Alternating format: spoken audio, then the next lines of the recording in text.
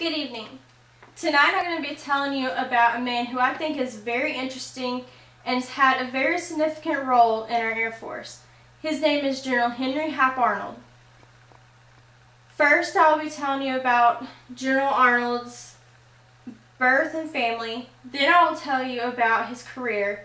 And then I'm going to tell you a little bit about the significance he's had in our Air Force. First, I'm going to be talking about his birth and family. He was born on the 25th of June, 1886 in a little town called Gladwin, Pennsylvania. His father was a doctor.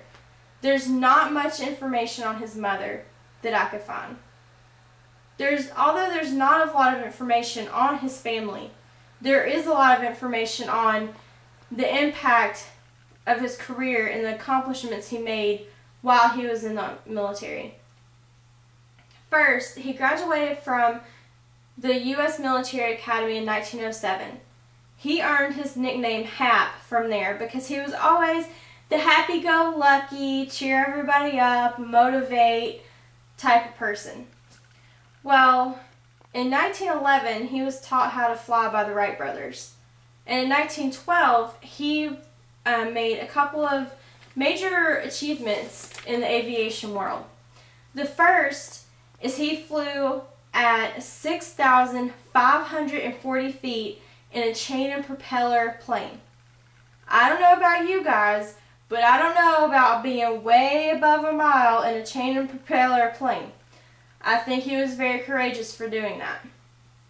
The second achievement he made in 1912 was he earned his first Mackay Award for a flight from College Park, Maryland to Washington, D.C. and back to College Park. We're going to move on to a little bit later in his career. In 1934, he received his second Mackay Award for flying bombers from Washington, D.C. to Fairbanks, Alaska. That was significant because they didn't stop. And that was a milestone back then because, you know, he flew, I don't know how many hours it takes to get there, but that's a really long way. In 1935, he actually encouraged the making of the B-17 Flying Fortress and the B-24 Liberator. Okay. In 1938, he was promoted to Major General and made Chief of the Air Corps. After that, he received his third star and became the commanding officer of the Army Air Corps. His role in the Army Air Corps is very significant because he took the manning and the planes from 22,000 members and a little under 4,000 planes to 2 million members and over 75,000 planes. So that is really significant in those days. A little bit later after that, he earned his fourth star. Now that I've told you a little bit about his career, I'm going to move on to the significance of his career. First, I'm going to talk about the awards he got. He earned 3 Distinguished Service Crosses. He earned 1 Distinguished Flying Cross, an Air Medal, and numerous awards from other countries like Morocco, Peru, France, and Britain. Now that I've talked about his awards, I'm going to tell you a little bit about his impact on our Air Force.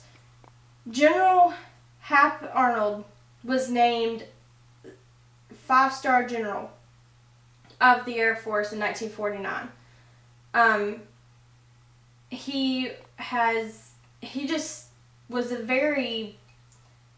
He played a very important role in the way our Air Arm came to be, and the Air Force recognized that and made him the General of the Air Force. And he is also known today as one of the fathers of the Air Force.